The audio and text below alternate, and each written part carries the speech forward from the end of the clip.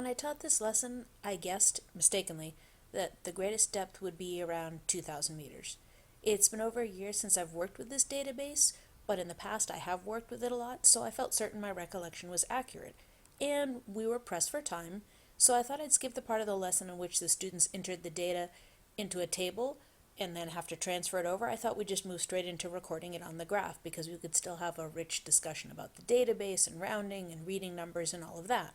Well, once we were well into the activity, we started to come across Asteroidea species that live at depths far greater than 2,000 meters, 3,000 meters, 4,000 meters, well over 5,000 meters. So it was clearly a mistake because this could not be represented on the graph I'd given the kids.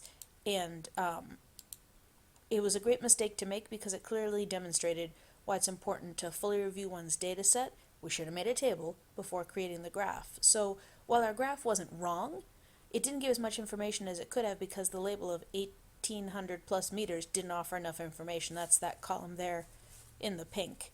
And so that was another rich side discussion. The students were quite clear on the fact that clustering animals that live at a depth of 2,000 meters with animals that live at a depth of 5,000 meters when the rest of the graph is in 100-meter increments makes, again, this final column much less meaningful. So I know it sounds crazy to repeat a mistake on purpose, but honestly, it really made a positive impression on them in a way that me talking to them about the importance of making tables has never made over the 17 years I've been teaching. So just in case you want to repeat this mistake, I've included a copy of this graph template. It's called Searching for Sea Stars Graph with 1,800 and More label.